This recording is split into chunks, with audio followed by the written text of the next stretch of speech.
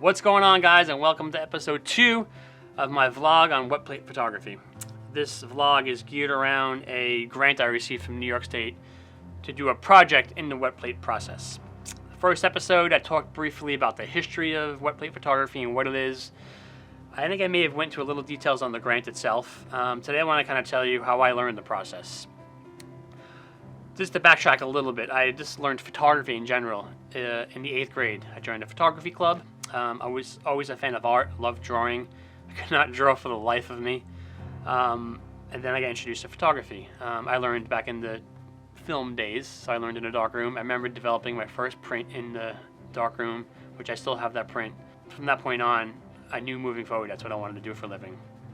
And then maybe sometime around college, I discovered tintype photography, which is just an outcome of wet plate photography. At the time, I didn't know that.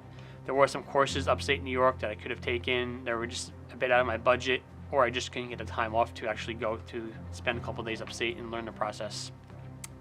But during COVID, when we were on lockdown in New York, I was listening to a podcast called The Business of Photography. So on the podcast, Brian had a guest by the name of Shane Balkowitsch. And Shane, I'm sorry if I mispronounced your name, but Shane is a wet plate artist. He's based out of Bismarck, North Dakota, and they were talking about this documentary that was made about him. So after the podcast, I went and bought the documentary and watched the documentary. And the one thing I loved about Shane, other than his work, was the fact that he had no prior knowledge to photography before doing wet plate photography.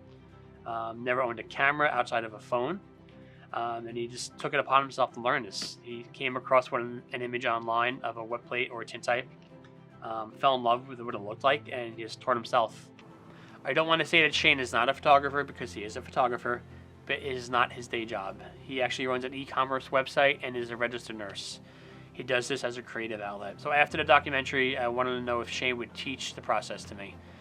I dropped him an email, and within a day, he got back to me, said yes, he actually opens his studio up to other photographers. So I decided to take a road trip from Long Island to Bismarck. The first day there, Shane kind of took me through the whole process step by step, to cutting glass, cleaning glass, preparing the chemistry, giving me the whole rundown on how lighting works with wet plate photography, because it's totally different than your normal photography.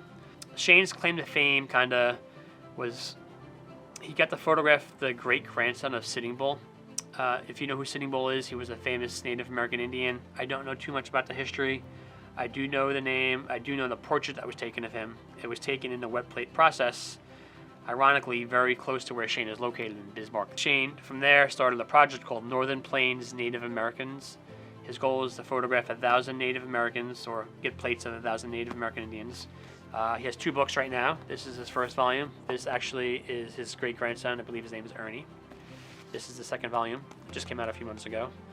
I don't know what number he's at right now, but he's probably getting close to volume 3, I would say. So at the end of the weekend, after learning the process, sitting with him, doing 8 sessions with him, photographing Native Americans, he decided he wanted to take a portrait of me.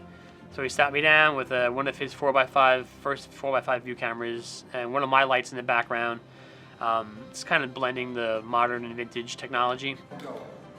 1, 2, 3, 4, 5, 6, 7, 8, 9. There you go, baby.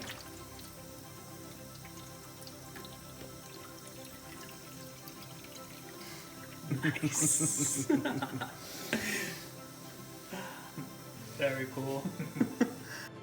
After the session, he said, "You're going home with that camera. You're going to send it back to me once you get your own setup." So he actually loaned me his first camera to learn the process until I was ready, which was very nice of him. He actually sent me home with some glass as well. So I had some glass, a camera.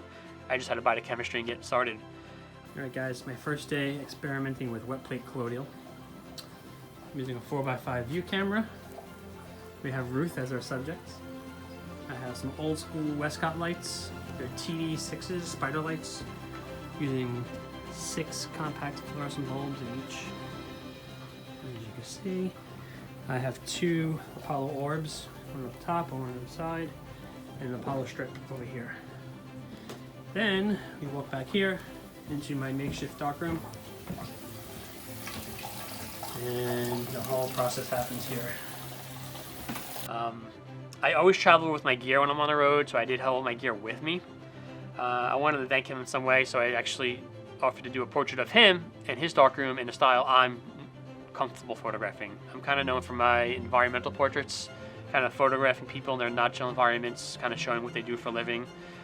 So we brought him in a darkroom, get a nice portrait of him.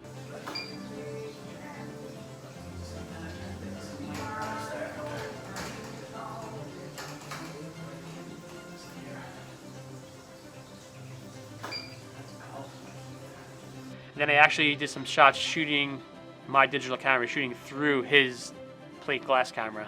I'm still good friends with him to this day. He does run a Facebook group, which I'll put in the description below if you guys want to join that Facebook group and kind of learn about the process.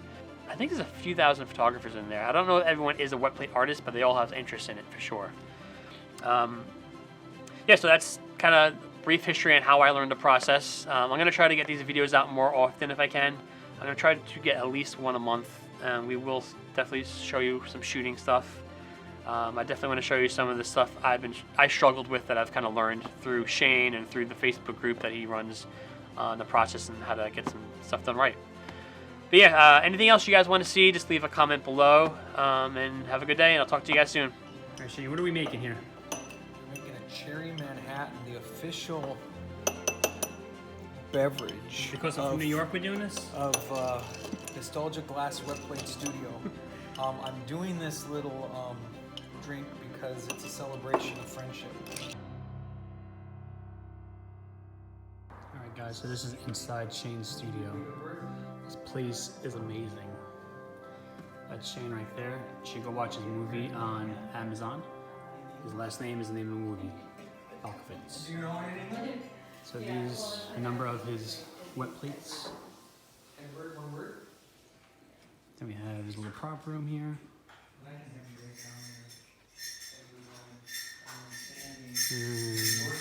Dressing room.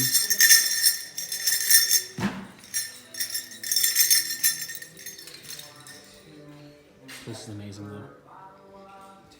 10, More wet plates. 20, ballerina, right? You guys might recognize this guy right here. That's Evander Holyfield. All his news clippings. Pretty cool display he's got going on. I'm going to show you where all the real magic happens. Okay, So this is the dark room where everything is kind of developed essentially. I wish you could smell what I'm smelling right now. It kind of brings me back to my college days of smelling developer. Everything is developed right in here. And I'm actually going to be taking a portrait of him tomorrow in here. And that's what it looks like when we're developing. Pretty cool.